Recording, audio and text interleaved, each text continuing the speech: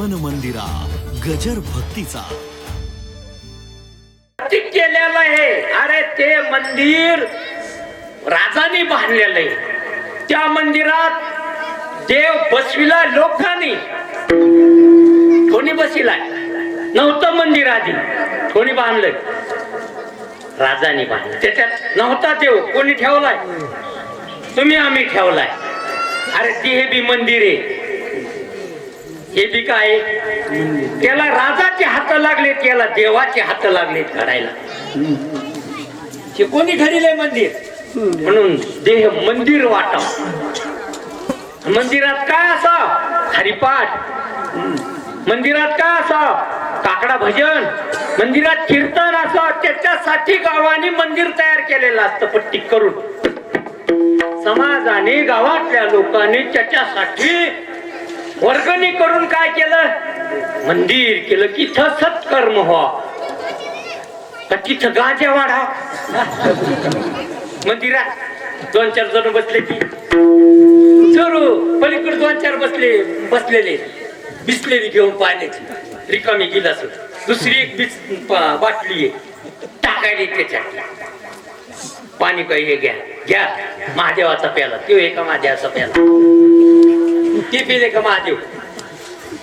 तरी पण त्याला नाव ठेवते काय? कुठं काम चाललं हे? मंदिरात 2-4 जण तिकडे बसलेले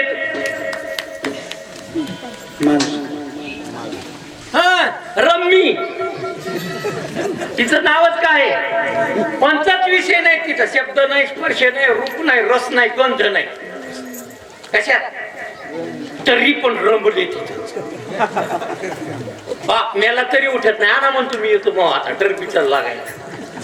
तिथं येतो तुम्ही मसन वाट्यात. तिथं का ना बाप मेला तरी तिथून उठायला तयार नाही. इतका काय झाला? पाहणं त्या पांडवाचं काय झालं? बायको गेली तरी उठले नाही ते पोटी. इतके रमले. कशात? रम्मी तर राज्य तर गेलं, पण शेवटी काय लावली? बायको लावली. शेवटी 12 वर्ष वनवास. 1 वर्ष कशात रमले होते? अरे त्या पांडवाच ते पुराणातल्या गोष्टी पुराणासाठी नाही दादा हो, तुमच्यासाठी. त्या पांडवाचं असं झालं तर तू 4 टपरा घरावर 1 शेळी बाहेर. तू कसं होईल लक्षात घे. विठाला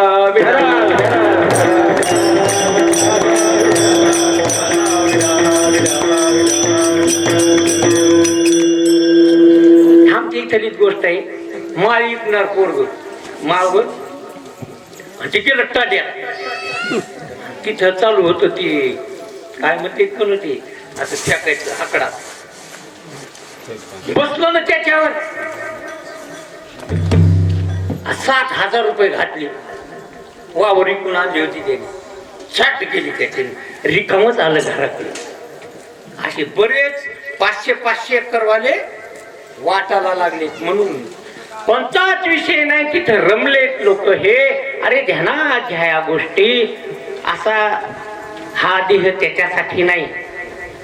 म्हणून देव दूर नाही तुमच्या. किती जवळ आहे देव बघा. घर जवळ आहे का देह जवळ आहे? एक प्रक्रिया सांगतो तुम्हाला. हा देह जवळ आहे का घर? घरासाठी घर का देहासाठी घर? देहासाठी घर आहे, घरासाठी घर नाही. देहासाठी देह महत्वाचा आहे. देहास आदर पाहावा निश्चित. याचे सर्व सुख नाम आहे.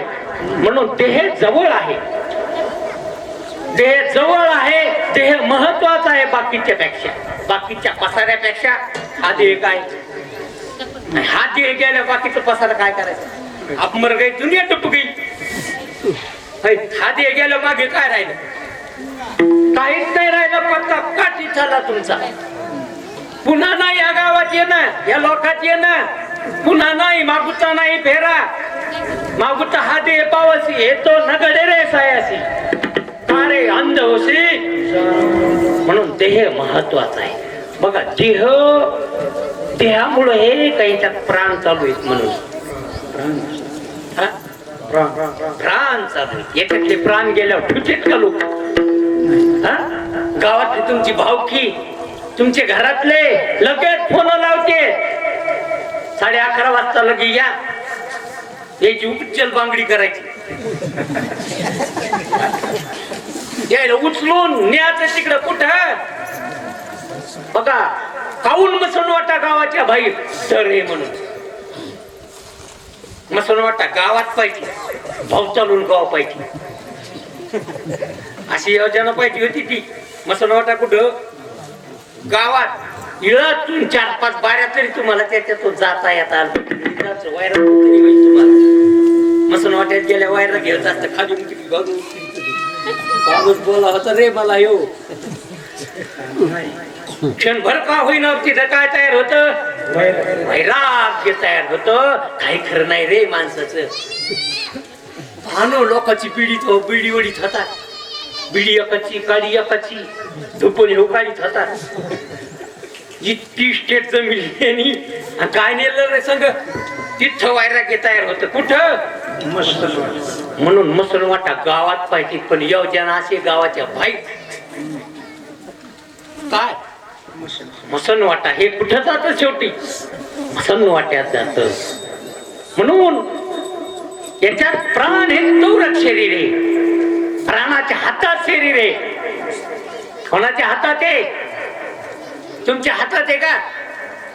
म्हणजे आमच्या हातात गाव आहे. अरे हात हे हातात नाही, हे हात प्राणाच्या हातात आहे. माझ्या हातात तालुका आहे, ते हातात नाही तालुका. अरे हात तू हातात नाही, हात प्राणाच्या हातात. याच्यातला प्राण गेल्यावर एक हालत एक तसंच राहतो चट.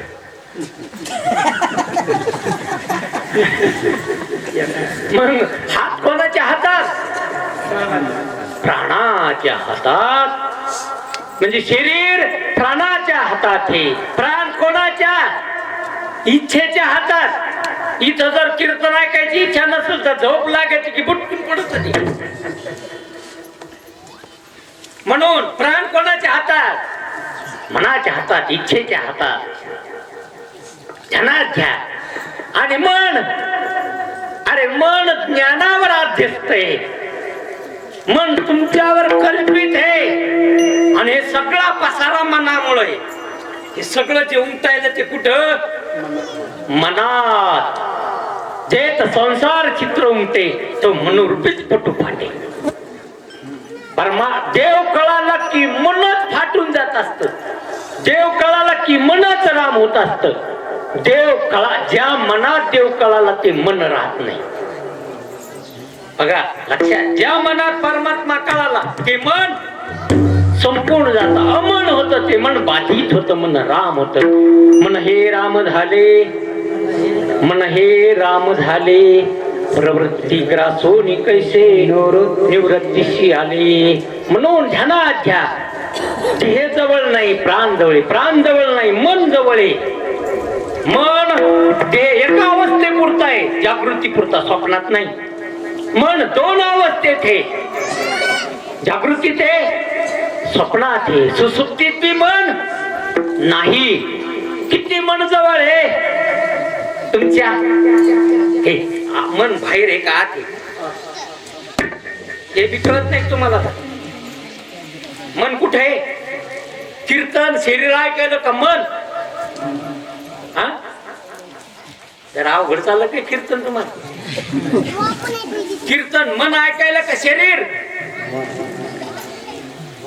मन ऐकायला. बोध मनाला का शरीराला? बघा आत्म्याला बोध नाही, शरीराला बोध नाही.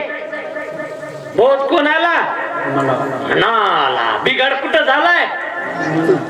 मनात. फॉल्ट मनात झाला. म्हणून मनातला फॉल्ट काढा. डिपीत नका जाऊ. बोर्ड बिघाडाय तो, बल्ब नाही शाट झाला आणि टिपीत बी काही फॉल्ट झाला नाही. फॉल्ट कुठे झालाय? घरी बोर्ड. ते बोर्ड नीट करायला लागला यांना घ्यायला बल्पाकडं तिकडे टिपीकड. म्हणून तुमचा बोर्ड म्हणजे मन बिघाडेल. हे जरा मन आपुलाले मन शुद्ध करा. म्हणून म्हणून मनाला बोधे. किती मन जवळ, मना इतकं काही जवळ नाही, इतकं मन काय. मग मनाला जाणणारा किती जवळ. आणि तो कोण आहे? जो मनाला जाणतो, ज्याला मन कळत, तो कोण आहे? बघा, देव ह्या शब्दाचा अर्थ सांगतो तुम्हाला. देव म्हणजे दिवा, दिवा म्हणजे प्रकाश, प्रकाश म्हणजे ज्ञान, ज्ञान म्हणजे देव. सहज आहे. देव ह्या शब्दाचा अर्थ काय आहे? दिव्यापासून देव शब्द तयार झालेला आहे. दीप ह्या धातूपासून देव ह्या शब्दाची योजना झालेली. आणि दीप म्हणजे कोण? प्रकाश. प्रकाश म्हणजे ज्ञान. बघा, ह्यो प्रकाश जड प्रकाश आहे. ह्यो प्रकाश दृश्य वस्तूचं दर्शन करून देणारा प्रकाश आहे. पण एक प्रकाश आहे चित्त प्रकाश, ज्ञान प्रकाश. ज्ञान उजेडे पाहिलं तो मोहंद करू जाईल. ज्ञानेश्वरी, ज्ञान प्रकाशाने जर पाहिलं तर हा मोहरूपी अंधकार निवृत्त होईल अर्जुना.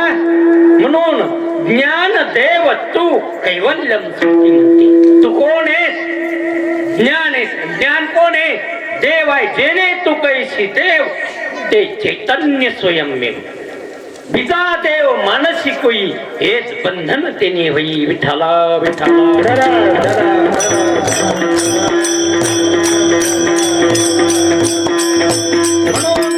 शरीर आकार आहे, प्राण क्रिया ह्यात, मन विचार आहे, तू ज्ञान आहे.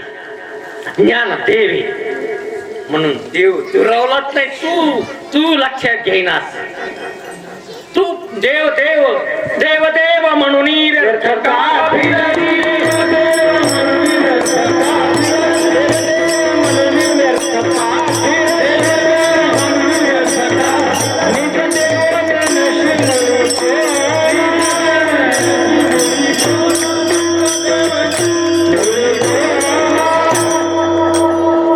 म्हणून देव देव म्हणून व्यर्थ का फिरशी. फिरू नको देवासाठी.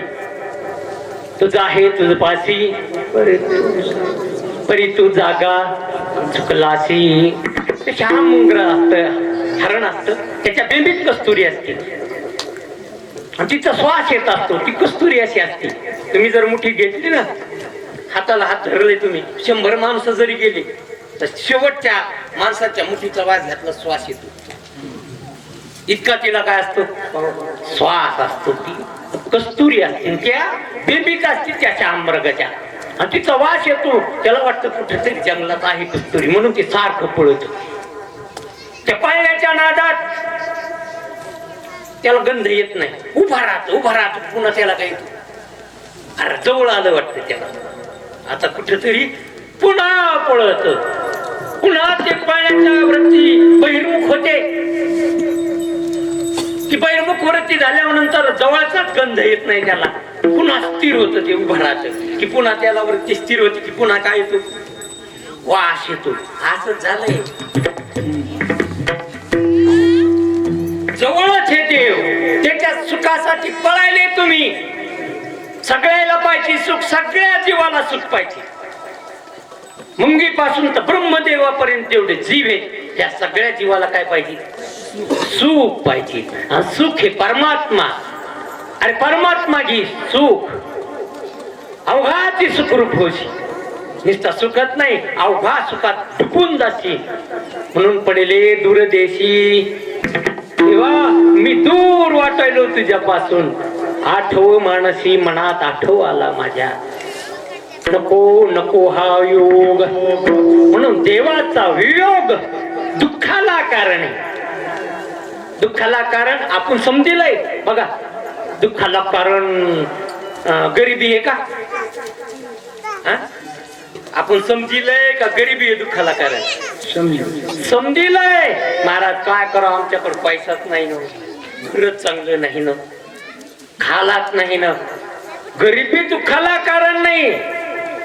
दुःखाला कारण, सुखाला कारण श्रीमंती नाही. अरे अंबानी दुःखी आहे.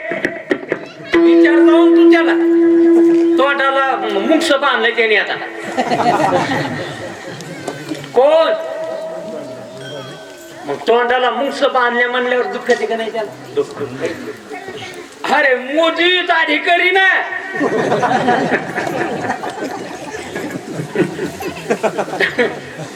ध्यानात घ्या जरा. केली की दाढी तेव्हापासून काऊन नाही केली? त्याला वाटतं वारी कालात जर असला तर वारकालात जर असला तर मग आपली बी झाली हजामत. त्याच्यापेक्षा संन्यास घेतलेला बात. अरे कोणाला अरे इंद्र दुःखी अमृत पेणारा कोण? इंद्र दुःखी. अरे ब्रह्मदेव दुःखी आहे. त्याच सिगाला गेलेलं दुःख आहे. ब्रह्मादिक पदे दुःखाचे शिरा. जीव त्याच्या दुःखाला कारण म्हणून ब्रह्मदेव जरी असला तर जीव आहे. इंद्र जरी असला तरी जीव आहे. म्हणून ध्यानात घ्या. दुःखाला कारण गरिबी नाही, सुखाला कारण काढून टाका डोक्यातून तुम्ही. श्रीमंती सुखाला कारण नाही आणि गरिबी दुःखाला कारण नाही. दुःखाला कारण हे देह. दुःख कशामुळे झालं तुम्हाला? बघा तुमचा अनुभव आहे. सुसुप्तीत काय नाही, तुम्ही नाही कधी हे नाही. बोल दादा फट फट. काळ झोपेत तुम्ही नाहीत का? ते आहे का तिथं? काळ झोपेत तिथं स्वप्न नाही, जिथं जागृती नाही, अशी एक अवस्था आहे. आणि तिचा अनुभव आहे तुम्हाला. मेल्यावानी पड होतो. तुम्ही आलता का चित्तात होता? अरे चित्त होता म्हणून तर म्हणाल मेल्यावानी पड होतो म्हणून. म्हणजे तिथं जागृती नाही, स्वप्न नाही, अशी एक अवस्था आहे. तिथं हा जग नाही, तिथं इंद्रिय नाही, प्राण नाही, मन नाही. मन बी लीन झालं अज्ञानात, विष्टी अज्ञानात. ती सुसुप्ती. म्हणून ध्यानात घ्या. देहाला तिथं देह नव्हता. तुम्ही होते. सुखी होते का दुःखी? अरे तुम्ही जगायले भाकरीवर नाही, प्राणावर नाही, तुमच्या इष्टिटीमुळे नाही, केवळ सुसुप्तीतल्या सुखावर जगायला. एक 8 दिवस कच्चही झोपायचं नाही तुम्ही. सांगा तुम्हाला काय पाहिजे तर देतो मी. पूर्ण इस्टेटला घेऊन देतो तुम्हाला. फक्त 8 दिवस झोप. डोळात नाही लावायचं. मान्य आहे तुम्हाला? तुम्ही आज जे कर्म करायले ना हे रात्रीच्या झोपीमुळं. आजचं तुमचं व्यवहार कीर्तनाला बसले ना तुम्ही असे मड्याला बसल्यावानी.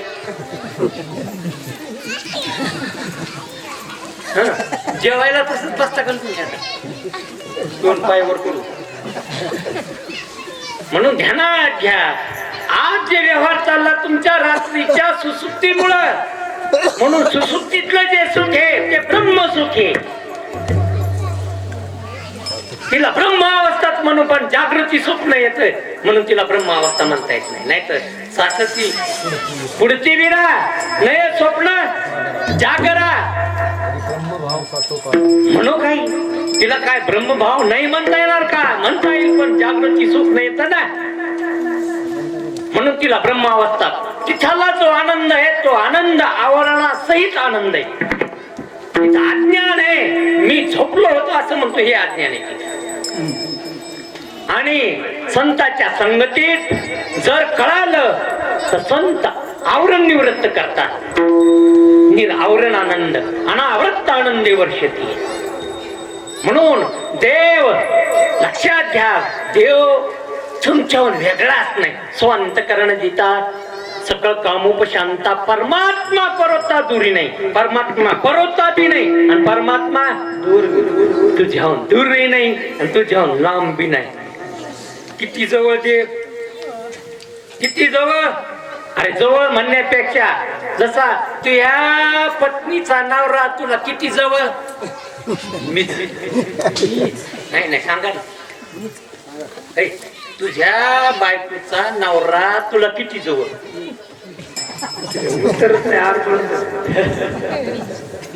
इथं कसं दूर आहे का? दुसरा आहे. तुमच्या पत्नीचा नवरा दूर आहे का दुसरा? महाराजाला बी तुम्ही उठून हे असं कसा वचकट ठेवली बोलायला. अरे दुसरा बी नाही दूर बी नाही तसा देव तुमच्याहून दुसरा बी नाही तुमच्याहून तू का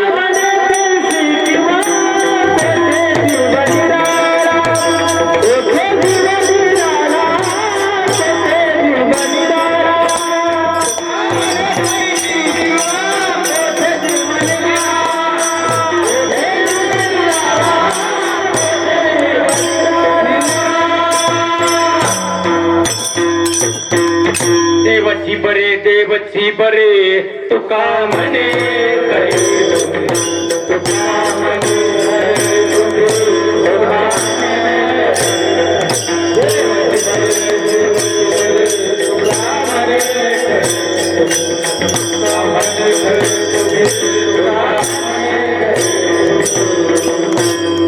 पडले दूरदेशी आठव मानसी नको नको हा वियोग आता नको योग देवाची तुमची ताटातुटी नको चला देवाकडे जाऊ देवाची या गावात देव देईल विसावा पाहिजे तुम्हाला विश्रांती पाहिजे ना समाधान पाहिजे ना कोणाला नाही पाहिजे बरं समाधान गरीबाला समाधानच पाहिजे श्रीमंताला समाधान मग समाधान पाहिजे तर देव घ्या गड्या समाधान दुसरीकडे मिळणं शक्यच नाही दुसरं खूप हाताळलं तुम्ही नाही झालं समाधान डोळे जाऊच तर पाहिलं समाधान झालं कान फुटूच तर ऐकलं समाधान झालं हा म्हातारं म्हणत ती निश्चय नाना मला ऐकायला काय ऐकायचं याला कीर्तन चलन बाबा कीर्तनाला काय पडलं त्याच्यात आता थोड्यासाठी कशाला बाबा माळ घाला ना आता कशाला जीव बाटीचा म्हणजे माळीला जीव बाटतो याचा पहा हे नको असे ते म्हणून पाहून नाही झालं समाधान ऐकून नाही खाऊन अरे नाही होत भोगून समाधान मग त्यागून अरे त्यागून नाही होत काही ना त्यागलं काही ना भोगलं हे मार्ग चुकीचे येत त्यागावे ना फक्त जागवा व्हा भोगू बी नका काऊन की भोग त्यागाला प्रवृत्त करीत असतो त्याग भोगाला प्रवृत्त करीत असतो एक एकादश 3 दिवस खात असते उद्याची एकादश संध्याकाळी चांगलं कर गड्या उद्याची एकादशी पोटभरची होती उद्याची काय आदल्या दिवशी सुरू झाली याची सकाळी उठल्यात हे तर बरं काही कप्पन बसी भरून ती आज एकादशी इथून सुरुवात केली त्यांनी एकादशी लगेच फिरून येतो का झालं खरायचं आज एकादशी एकादश धरण गाढ भवानीचं सुरू ठेवतोय खा लगेच सकाळी द्वादशी दिवस नाही निघत झालं का नाही स्वयंपाक तुला माहित नाही का कालची एकादश होती एकादश 3 दिवस खाऊन म्हणजे भोग त्याग भोगाला प्रवृत्त करीत असतो भोग त्यागाला प्रवृत्त म्हणून भोगायचं नाही त्यागायचं नाही जागायचं म्हणून पडले दूरदेशी आठव मानसी नको नको नग नग हावी ताटा नको देवाची काऊन की कष्ट होतात जीवासी देवाला बाजूला केलं म्हणून देव सुटला म्हणून देव लांब झाला म्हणून काय झालंय दुःख झालंय बघा राजाचा मुलगा एकुलता एक मुलगा काहीतरी राजातून त्याचं बिघडलं म्हणून राजा बोलला या नगरीत थांबू नको तो काळ तोंड मला दाखवू नको जाय निघून जाय ते पोरग राजाचं असलं म्हणून निघून गेलं ते लहान 7-8 वर्षाचा मुलगा नगरी सोडून दुसऱ्या नगरीत आला दुसऱ्या देशात आला आपलं गाव सोडलं आपला देश सोडला कोण्या देशात आला दुसऱ्या देशात आला फिरू लागला विसरून गेला मी कोण आहे कोणाचा आहे माझा कोणता देश माझं कोणचं गाव मी कोण आहे कोणाचा आहे सगळं विसरला 20-22 वर्षाचं वय झालं पायात काही नाही कपडे अंगात फाटके डोक्यात काही नाही खाला मागून खायचा कुठं काम लागल ते करायचा दैन्य अवस्था त्याच्या दुःखाला पारावार नाही कोणाचा मुलगा कशामुळे झाला राजाच्या बाजूला सारखाला, राजाहून बाजूला गेला तो. पण योगायोग काहीतरी तुका म्हणे होता ठेवा, काहीतरी पुण्यपूर्वीचा असेल त्याच नगरीत आला, त्याच्याच नगरीत आला. आणि योगायोग राजवाड्याच्या समोरच आला आणि भीक मागू लागला. राजाने वरून पाहिलं, लक्षात आलं हे कोणाचा आहे, हे कोणाचा आहे, माझा आहे. जीव कोणाचा, माईचा का बापाचा, जीव कोणाचा. इथं देह आणि जीव आहे, दिसतो तो देह आणि याच्यात आहे तो जीव. जीव दिसतो का, जिथं मन दिसत नाही राव, तुमचं मन ऐकायला का गुंगायले तर जीव कुठून दिसल. म्हणून तो जीव परमात्म्याचा आहे. ओळखीला राजीने हा माझा मुलगा आहे. देवाला ओळख, हे जीव माझा आहे, एक ना एक दिवस माझ्याकडे येईल. पण जीव रावणाची अवलाद त्याच्या लक्ष्मीकडून त्याची नजर. जीवाला काय पाहिजे, लक्ष्मी. लक्ष्मी कोणाची, देवाची. तुम्हाला काय पाहिजे, लक्ष्मी. रावणाला काय पाहिजे होती, रावणाचं काय झालं, तसं तुमचं काय होणार आहे. ध्यानात जरा गोष्टी आहेत. म्हणून राजाने प्रधानाला बोलले, प्रधानाला सांगितलं हा माझा मुलगा आहे. 20 वर्षापूर्वी मी याला कलमा केला होता म्हणून रुसून गेला होता. आता तुमच्या हातात याला काय कसं समजून सांगायचं तर सांगा. संताच्या हातात कारभार द्याला, ह्या जीवाला समजून सांगा आणि याला देवाकडे आणा. हे हातात कारभार कोणाच्या द्याला, संत. हे जीव माझेच आहेत पण माझं ऐकत नाही. म्हणून संताकडे किल्ल्या दिल्या की तुम्ही सांगा यायला. म्हणून संत तुमच्याकडे आले तुम्हाला सांगण्याकरता. प्रधानाने प्रधानाने सांगितलं, राजे साहेब तुम्ही काही चिंता करू नका. त्याला कसं पटवायचं, कसं प्रमाणाने, युक्तीनं, दृष्टांताने, सिद्धांताने मी त्याला समजून सांगतो. तुम्ही काही चिंता करू नका. प्रधान त्याच्यापर्यंत गेला. जय हरी झाला. म्हणे काऊ भीक मागायले. म्हणे काय करू, देवानी मायावर पाळी तशी आणली. म्हणे आता देवानी पाळी आणली होती तुम्हाला तुमच्यावरी, पण तुम्ही देवाच्या नावाने खापर फोडतात. ते म्हणे तुझ्यावर राजाची कृपा झालेली, तुला राजा 5,000 रुपये महिना, कपडे सालातून दोनदा आणि राजभोजन ऐकत. फक्त तो काय करायचं, हे जे बगीचा आहे ना हे झाडायचं 2 टाईम. तुला दुसरं काहीच काम नाही. आता काऊन नाही राजी व्हायचं. लगेच म्हणलं ना हो, शिळे कुटके खाऊ दमलं होतं ना ते. कपडे, पुन्हा राजवाड्यात जेवण, पुन्हा 5,000 रुपये महिना. काम काय नाही, ते बगीचा झाडायचं, दुसरं काहीच काम नाही. 5-6 महिने गेले. राजा रोज जवळ जेवून बसून, पोरगच ना ते, जवळ बसून जीव घालायचा प्रेमाने. इतकी मैत्री झाली त्या दोघांची राजाची.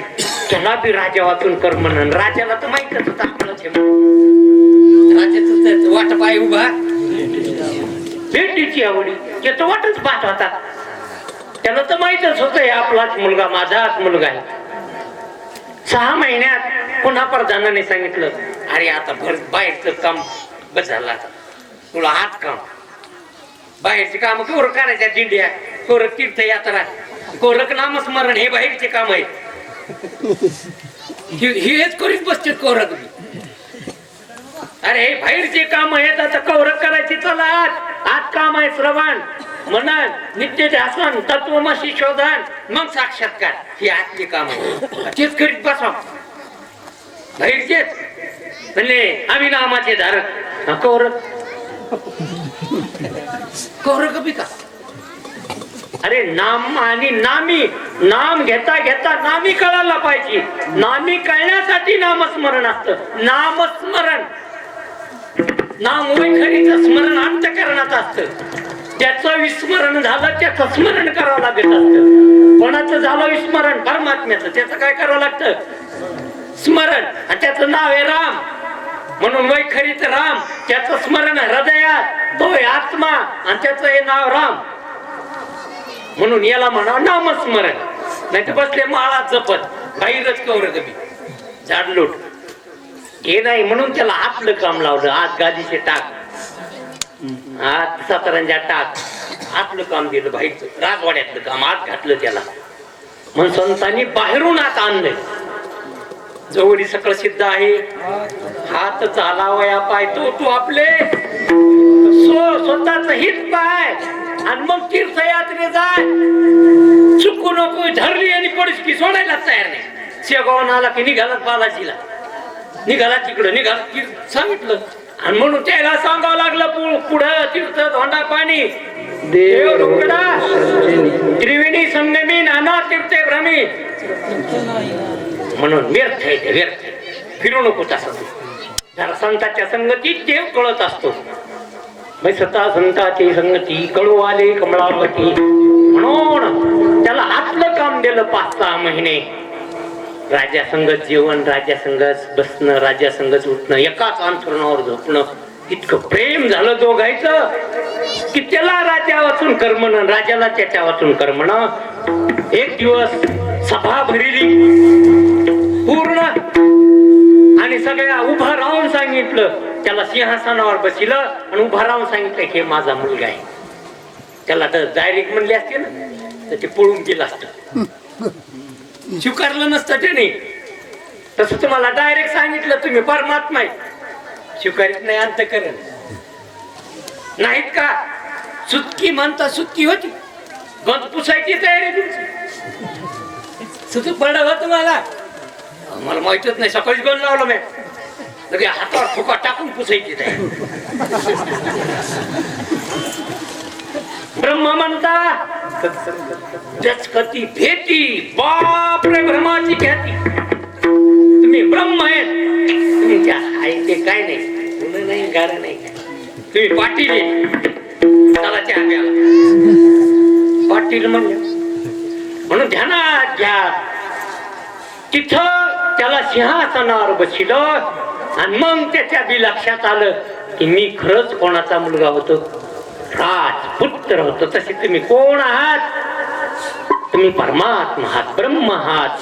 फक्त तुम्ही दुसऱ्या देशात भटकंती केली म्हणून पडले दूरदेशी. आठव मानसी नको नको हा योग भ्रष्ट होतात जीवासी. शेवटी महाराज दुसऱ्या चरणात म्हणतात दिन तैशी रजनी झालो माया, दिन तैशी रजनी झालो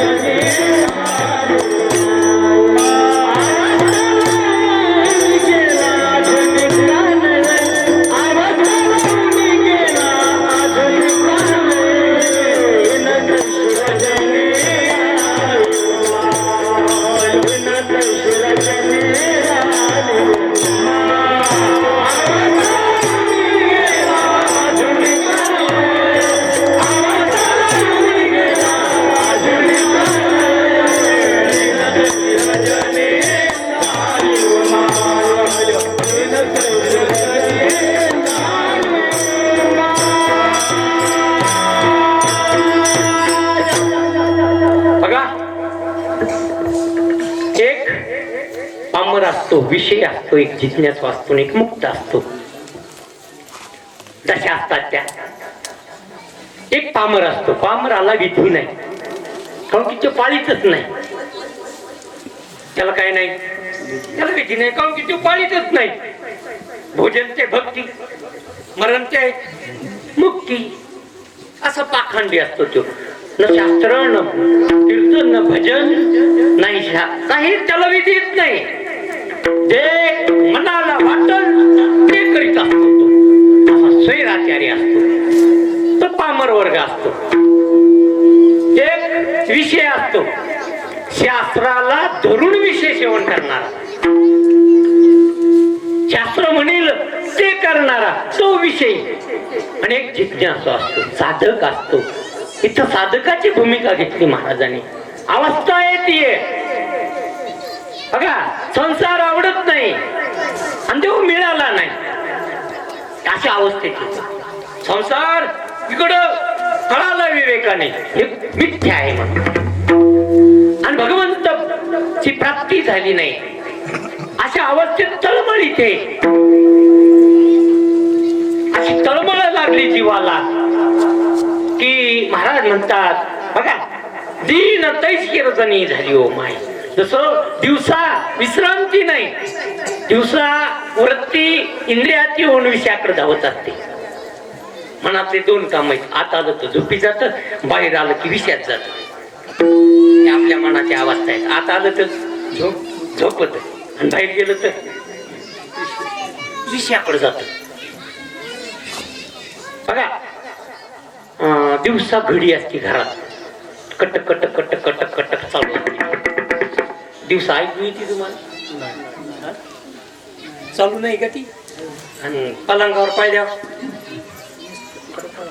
तिचाच आवाज येतो, कटक कटक कटक कटक. काऊन? वृत्ती अंतर्मुख आली ना. वृत्ती काय झाली? अंतर्मुख आली, तिचा स्पष्ट आवाज आला तुम्हाला.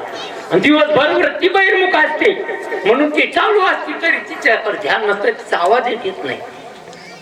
अंतर्मुख वृत्ती झाल्यामुळं घडीचा आवाज. याच्यापेक्षा जर तुमची वृत्ती अंतर्मुख झाली ना, हृदयाचे ठोके कळते. चालू नाही? हृदया ठोके चालू नाहीत का? चालू आहे, फक्त वृत्ती बहिर्मुख असल्यामुळं ते कळत नाही. टक टक टक घडी सारखंच वाजत. जर तुमची वृत्ती काय झाली? अंतर्मुख झाली, सूक्ष्म जर झाली, आणि याच्या पलीकडे जर वृत्ती सूक्ष्म तुमची अंतर्मुख झाली ना, तर रक्ताचा प्रवाह चालू या. आणि प्रवाह म्हणलं की त्याला ध्वनी असतो. वाड्याला पाणी आलं की त्याचा आवाज येतो, तसं सम आवाज चालू या रक्ताचा. इथं इथूट असला ना तर इथं मुंग्या येतात. कस काय गेलं इथं मुंग्या? रक्ताद्वारे इतका रक्ताचा काय चालू आहे? प्रवाह चालू आहे. प्रवाह म्हणल्यावर त्याला शब्द आहे, ध्वनी आहे त्याला. पण आपली वृत्ती अंतर्मुख नसल्यामुळं, बहिर्मुख असल्यामुळं तो प्रवाह आपल्याला कळत नाही. त्याच्या पलीकडे जर तुमची वृत्ती अंतर्मुख झाली तर आत अखंड ध्वनी, अनुहात ध्वनी चालू आहे. त्याला अनुहात ध्वनी म्हणतील, अनुहात नाद म्हणतील. अहम सम अहम. पण तुमची वृत्ती इतकी अंतर्मुख झाली तर तिथं वृत्ती न्यावं लागते. म्हणून महाराज इथं तुम्हा मला सांगायले, अशी अवस्था झाली की आता विश्रांती नाही. तू मिळाल्याशिवाय आता विश्रांतीच नाही. दीन तैशी रजनी, म्हणजे रात्री बी तळमळ, दिवसा बी तळमळ. जसं तुम्ही रात्री बी तळमळीतच आहेत आणि दिवसा बी तुम्हाला झोप नाही. रातच्याच उठून चलत येत माणसं, रातच्याच बरळत येत. झोप पण त्याला विश्रांती नाही घेऊ देईना. हा संसार इतके विक्षिप्त झाले संसारात.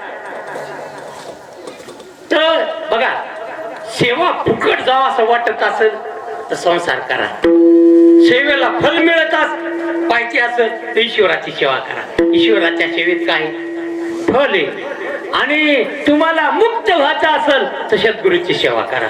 सद्गुरूच्या सेवेत मोक्ष. सद्गुरूच्या सेवेत सेवक भाव राहतच नाही. आपणासारखे खरी की तात्काळ. देवाच्या सेवेत काहीतरी मिळत असतं. मिळालं दुधाचा साखर, मिळल वैकुंठ, मिळल सोन्याची नगरी. देवाच्या सेवेचं फल आहे. पण देव मुक्त करीत मोक्ष देवापाशी ना, त्याच्याकडं नाही आहे खातं. म्हणून दीन तैशी रजनी झाली ओ माय. अवस्था लावून गेला अजून, म्हणून अवस्था आली पाहिजे. देवाबद्दल एकांतात रडलं पाहिजे माणसाने. देवा, आयुष्य चाललं, वय झालं, एक दिवस बुद्धी पागल होईल, तू मिळाला नाही. बघा, रडे नाही का तुम्ही? रडे तुम्ही पैशासाठी, रडे भोगासाठी, रडे लेकरासाठी. रडणं चालू आहे तुमचं. रडतच आलेले. कसे आले? रडत आले म्हणून जिथे येत. नाही रडे तर मारी चिठी. डॉक्टरीन ह्या टप्पुजीची पाठी काऊन गर्भात तुम्ही आईच्या श्वासावर जगलेले, नाळ जोडलेली तुमची कोणा संग, आई संग तिच्या श्वासावर जगलेले, तुमचा श्वास नव्हता. ज्यावेळेस जन्म झाला बाहेर आले टप्पू द्याला तेव्हा तुमचा म्हणजे पहिला श्वास घ्यायला दुःख झालेलं. आज कळत ते लेकरू रडत मोठ्याने श्वास घ्यायला त्याला काय झालं, दुःख झालं. आणि श्वास सोडताना बी काय, शेवटचा अंतिम श्वास सोडताना बी तितकं दुःख आहे. म्हणून ध्यानात घ्या या गोष्टी. इतकी जिज्ञासा, जशी तहान लागल्यावर पाणीच लागत तशी देवाची तृष्णा लागाव. जशी पाण्यावरून मासुळी बाजूला काढली की तिची तळमळ होती, तशी तळमळ लागाव जीवाला की देवाच्या प्राप्तीची. रडावं त्याच्यासाठी, हळवावं त्याला, त्याचं नामस्मरण करावं, त्याच्या भेटीची जिज्ञासा तयार करावं, रडावं त्याच्यासाठी, हाका मारावं त्याला. कुठे न दिसे पाहता उडी हली येतो तेव्हा हाक मारले, हाके सरशी उडी घालून स्तंभ फोडी ऐशी कृपावंत कोण माझ्या. म्हणून दिन तैशी रजनी झाली उमाय, अवस्था लावून गेला अजून काय ठोपार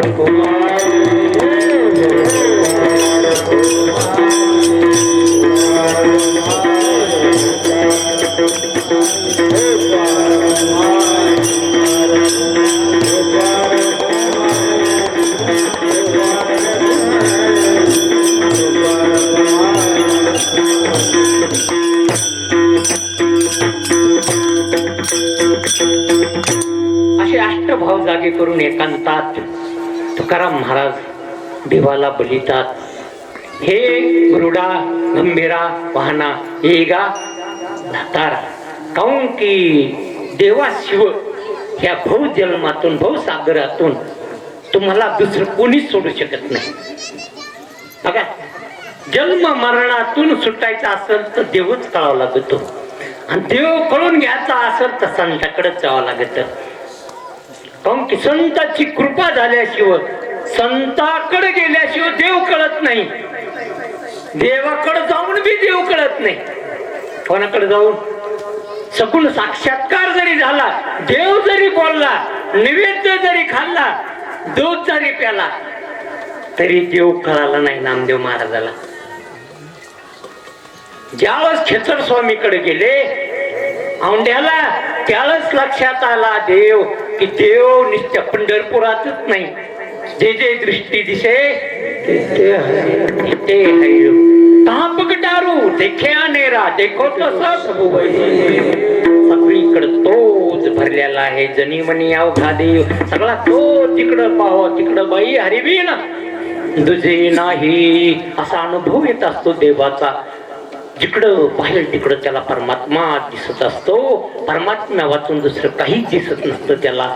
दुसरं कल्पित असतं, वास्तव अधिष्ठान परमात्मा आहे असं लक्षात येत असतं. अधिष्ठानाची नजर येत असते आणि अधिष्ठान लक्षात आलं की जग अध्यस्त असं वाटत असतं. म्हणून महाराज म्हणतात गरुडा गंभीरा येगा दातारा बाबा महादेवरू श्री विठ्ठला हे देवाई.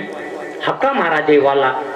आणि देव येतो, पण देव कळण्याकरता संताकडे जावं लागतं. आणि संत कळतच नसतात, त्याला ईश्वराचीच कृपा लागते. म्हणून ईश्वराची कृपा होण्याकरता त्याचं भजन करावं लागतं, त्याच्यासाठी रडावं लागतं, त्याची सेवा करावं लागते, त्याची भक्ती करावं लागते. त्याची भक्ती करा, त्याची कृपा म्हणजेच संताची भेट. आणि संताची भेट झाली की झालं, कामच झालं. म्हणून महाराज म्हणतात गरुड गरुडा गंभीरा येगा दातारा महादेवरू श्री विठ्ठला. दीन तैशी रजने झाली माय, अवस्था लावून गेला अजून का नाही ज्ञानेश्वर.